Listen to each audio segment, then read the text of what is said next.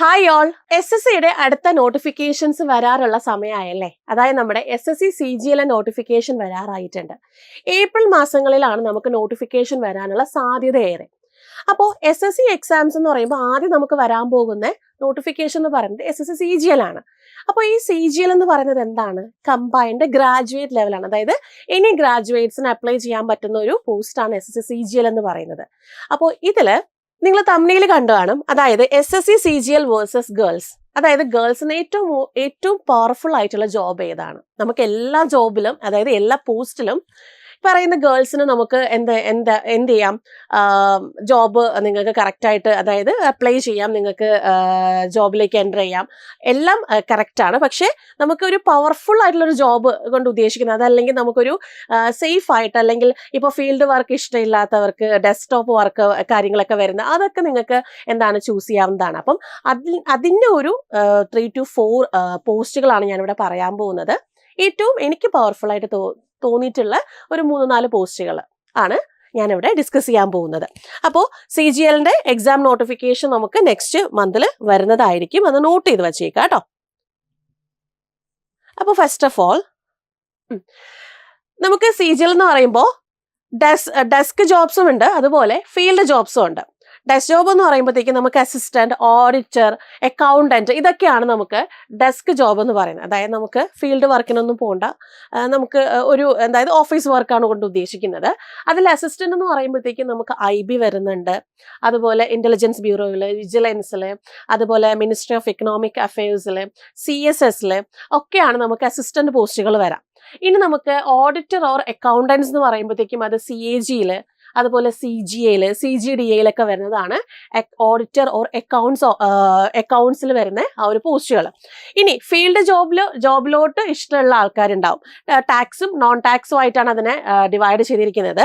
ഇപ്പോൾ tax related വരുമ്പോഴത്തേക്കും income tax officer, അതുപോലെ സെൻട്രൽ എക്സൈസിന്റെ ജോബുണ്ട്, പ്രിവെന്റീവ് ഓഫീസർ അല്ലെങ്കിൽ കസ്റ്റംസ് ഓഫീസർ ഉണ്ട്, അതുപോലെ എൻഫോഴ്സ്മെന്റ് ഡയറക്ടറേറ്റിൽ വരുന്ന ആ ഒരു ജോബും കാര്യങ്ങളൊക്കെ ഉണ്ട്.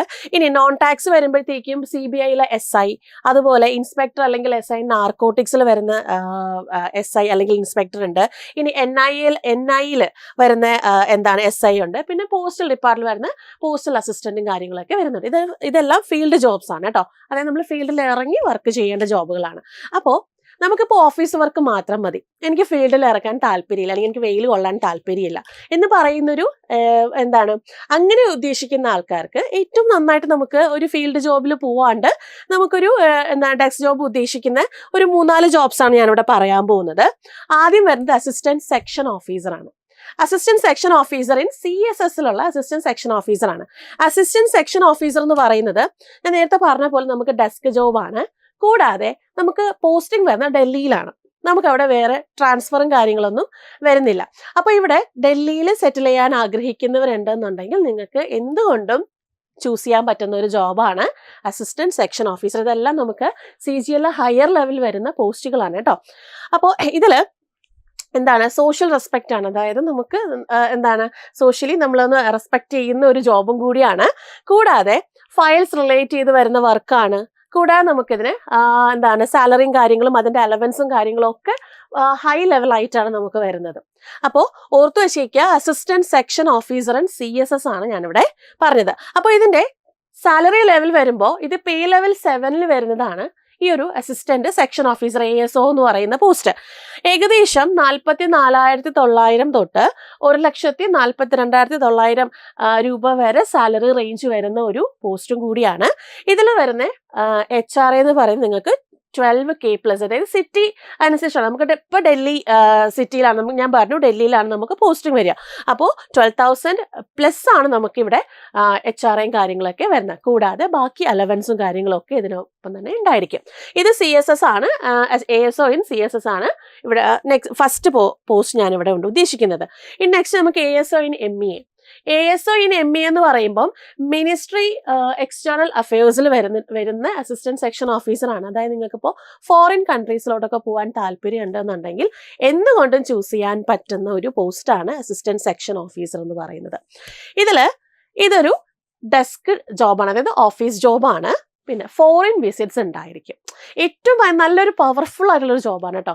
ഫോറിനിലേക്ക് ചെന്ന് കഴിഞ്ഞാൽ എന്താണ് നല്ല അതായത് ഇപ്പോൾ സോഷ്യലി റെസ്പെക്റ്റും കാര്യങ്ങളും കിട്ടുന്നതാണ്. അതുപോലെ തന്നെ ASO ഇൻ MEE എന്ന് വരുന്നതാന്ന് പറഞ്ഞാൽ അവിടെയുള്ള ഏറ്റവും ഹൈ ലെവൽ ഹോട്ടൽസിലൊക്കെയാണ് നമ്മുടെ അക്കോമഡേഷനും കാര്യങ്ങളൊക്കെ വരുന്നത്. എല്ലാം ഭയങ്കര ഹൈ ലെവലിലായിരിക്കും ഈ ഒരു പോസ്റ്റിലേക്ക് കയറി കഴിഞ്ഞാൽ. അതുപോലെ ഫോറിൻ പോസ്റ്റിംഗ്, അതായത് ഒരു 3 to 4 വർഷം കഴിയുമ്പോഴേക്കും, അല്ലെങ്കിൽ ഒരു 5 to 6 മാക്സിമം 5 to 6 ഇയേഴ്സ് കഴിയുമ്പോഴേക്കും നേരെ നമുക്ക് ഫോറിൻ പോസ്റ്റിംഗ് ഒക്കെ താല്പര്യമുള്ളവർക്ക് ഫോറിൻ പോസ്റ്റിംഗ് കാര്യങ്ങളൊക്കെ ചെയ്യാവുന്നതാണ്. ഇനി ഇതിൽ ഫസ്റ്റ് പോസ്റ്റിംഗ് വരുന്നത് ഡൽഹി തന്നെയാണ് നമ്മൾ ആദ്യം പോസ്റ്റിംഗ് വരിക. ഇനി ഇതിൽ ഞാൻ നേരത്തെ പറഞ്ഞ പോലെ നമുക്ക് 6 to 7 ഇയേഴ്സ് കഴിയുമ്പോഴേക്കും പ്രൊമോഷൻ, അതും ഒരു UPSC കാഡറേറ്റ് ഒരു പ്രൊമോഷൻ നമുക്കിവിടെ സാധ്യമാവുന്നതുമാണ്. അപ്പോൾ ഏറ്റവും നല്ല ജോബുകളിൽ രണ്ടാമത്, അതായത് നമുക്ക് ഇപ്പോൾ എക്സ്റ്റേണൽ, അതായത് നമ്മുടെ എന്താണ് ഫോറിനിലോട്ടൊക്കെ പോകാൻ താല്പര്യപ്പെടുന്നവർക്ക് എന്തുകൊണ്ടും എഴുതിയെടുക്കാൻ പറ്റുന്ന നല്ലൊരു പോസ്റ്റാണ് ASO ഇൻ ME എന്ന് പറയുന്ന പോസ്റ്റ്. അപ്പോൾ ഇതും നമുക്ക് പേ ലെവൽ 7 വരുന്ന പോസ്റ്റാണ്. ഇവിടെ നമുക്ക് 44,900 to 142,900 ആണ് ഇവിടെയും നമുക്ക് ആ ഒരു സാലറി കാര്യങ്ങളൊക്കെ വരിക. ഇതിനോടൊപ്പം തന്നെ ബാക്കി അലവൻസും കാര്യങ്ങളും ഒക്കെ ഇതിനോടൊപ്പം തന്നെ വരുന്നുണ്ട്. ഓക്കെ, ഇനി നെക്സ്റ്റ് അടുത്തത് അസിസ്റ്റന്റ് ഓഡിറ്റ് ഓഫീസറാണ്. അസിസ്റ്റന്റ് ഓഡിറ്റ് ഓഫീസറും ഞാൻ നേരത്തെ പറഞ്ഞ പോലെ ഒരു ഡെസ്ക് ജോബാണ്, അതായത് ഓഫീസ് ജോബാണ്. അക്കൗണ്ട്സ് കാര്യങ്ങളൊക്കെയാണ് ഇവിടെ നമുക്ക് ഏറ്റവും ഇമ്പോർട്ടൻ്റ് ആയിട്ട് വരിക. അത് നമ്മുടെ CAGയുടെ അണ്ടറിലൊക്കെ ഉള്ള ഒരു പോസ്റ്റാണ് ഈ അസിസ്റ്റന്റ് ഓഡിറ്റ് ഓഫീസർ എന്ന് പറയുന്നത്. പിന്നെ ഗസറ്റഡ് പോസ്റ്റ് ആണത്. അതുപോലെ ക്ലറിക്കൽ ജോബാണ്. ഞാൻ നേരത്തെ പറഞ്ഞ പോലെ ക്ലറിക്കൽ ജോബ് എന്ന് ഉദ്ദേശിച്ചത് ഇതൊരു ഓഫീസ് ജോബാണ്. ഇനി മ്യൂച്വൽ ട്രാൻസ്ഫർ ഇവിടെ പോസിബിൾ ആണ്. Okay, next mutual transfer policy ഇവിടെ പോസിബിൾ ആണ്. ആ ഒരു കാര്യമാണ് അവിടെ പറഞ്ഞിട്ടുള്ളത്. അപ്പോൾ അസിസ്റ്റന്റ് ഓഡിറ്റ് ഓഫീസറാണ് മൂന്നാമതായിട്ട് ഞാൻ പറയുന്നത്. ഓക്കെ, ഇനി ഇത് പേ ലെവൽ 8 ആണ്. നേരത്തെ പറഞ്ഞത് പേ ലെവൽ 7 ആയിരുന്നു, ഇത് പേ ലെവൽ 8 ആണ്, കുറച്ചും കൂടെ ഹയർ ആണ്. അവിടെ വരുമ്പോൾ 47,600 to 1,51,100 ആണ് ഇവിടുത്തെ ആ ഒരു പേ ലെവൽ അല്ലെങ്കിൽ ആ ഒരു സാലറി റേഞ്ച് വരിക. കൂടാതെ ബാക്കി അലവൻസും കാര്യങ്ങളൊക്കെ ഇതിനോടൊപ്പം തന്നെ വരുന്നുണ്ട്. നെക്സ്റ്റ് നാലാമത്തത് ഡിവിഷണൽ അക്കൗണ്ടന്റ് ആണ്. ഡിവിഷണൽ അക്കൗണ്ടന്റ് പറയുമ്പോൾ നമുക്ക് ടെക്നിക്കലി എക്സ്പെർട്ടൈസ് ആയിട്ടുള്ള ഒരു പോസ്റ്റാണ് ഈ പറയുന്ന ഡിവിഷണൽ അക്കൗണ്ടന്റ്. കൂടാതെ അക്കൗണ്ട് റെക്കോർഡ് ഇൻസ്പെക്ഷൻ ചെയ്യുക, അങ്ങനെ അക്കൗണ്ട്സ് വഴി, അതായത് അക്കൗണ്ട്സ് റിലേറ്റഡ് ആയിട്ട് വരുന്ന ഒരു പോസ്റ്റാണ് ഡിവിഷണൽ അക്കൗണ്ടന്റ്. ഓക്കെ, അപ്പോൾ ഡിവിഷണൽ അക്കൗണ്ടന്റ് നമ്മുടെ ഇതിനകത്ത് നാലാമതൊരു ഇതിൽ വരുന്ന ഒരു പോസ്റ്റ്, ഞാൻ എന്താണ് ഗേൾസിന് ഏറ്റവും നല്ലതായിട്ട് ഞാൻ പറയാൻ പറ്റുന്ന നാലാമത്തെ പോസ്റ്റാണ് ഈ പറയുന്ന ഡിവിഷണൽ അക്കൗണ്ടന്റ്. ഒരുവിധം നല്ല രീതിയിലുള്ള സാലറിയും കാര്യങ്ങളൊക്കെ ഉള്ളതാണ്. ഇത് പേ ലെവൽ 6 വരുന്നതാണ്. 35,400 to 1,12,400 ആണ് ഇവിടുത്തെ ഒരു സാലറി റേഞ്ച് വരിക.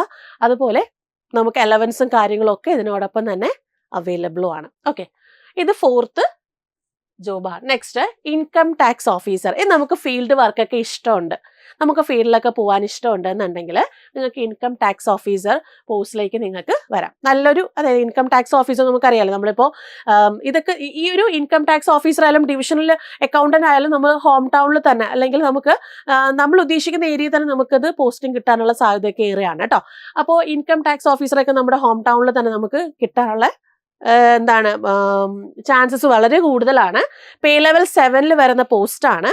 ഇൻകം ടാക്സ് ഓഫീസർ ഇത് ടാക്സ് അസസ്മെന്റ് ആണ് ചെയ്യുന്നത് ഇൻകം ടാക്സ് ഓഫീസർ. അതുപോലെ തന്നെ നമ്മുടെ ടാക്സ് റിലേറ്റഡ് ആയിട്ട് വെരിഫൈ ചെയ്യുക, ഇൻവെസ്റ്റിഗേറ്റ് ചെയ്യുക, അങ്ങനത്തെ കാര്യങ്ങളാണ്. കൂടാതെ ടാക്സ് റെസ്പോൺസിബിലിറ്റി കാര്യങ്ങളൊക്കെ ഇൻകം ടാക്സ് ഓഫീസറിന്റെ റെസ്പോൺസിബിലിറ്റി ആണ്.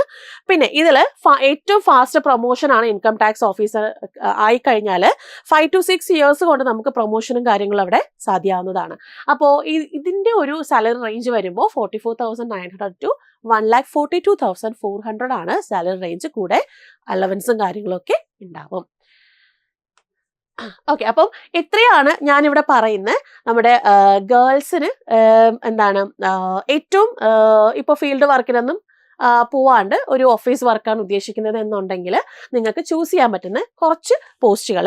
ഇനി ഇത് കൂടാതെ ഞാൻ നേരത്തെ പറഞ്ഞതുപോലെ നിങ്ങൾക്ക് ഫീൽഡ് വർക്ക് ഒക്കെ ഇഷ്ടമുണ്ട്, അതുപോലെ നിങ്ങൾക്ക് എന്താണ് യൂണിഫോം ഒക്കെ അണിയാൻ ഇഷ്ടമുണ്ട് എന്നുണ്ടെങ്കിൽ നിങ്ങൾക്ക് ഈ പറയുന്ന CBIയിലെ SI ആവാനും, നാർക്കോട്ടിക്സിലെ ഇൻസ്പെക്ടർ അല്ലെങ്കിൽ SI ആവാനും, അതുപോലെ NIAയിലെ SI ആവാനും ഒക്കെ ഉള്ള എന്താണ് പോസ്റ്റുകളും കാര്യങ്ങളും ഒക്കെ ഉണ്ട്.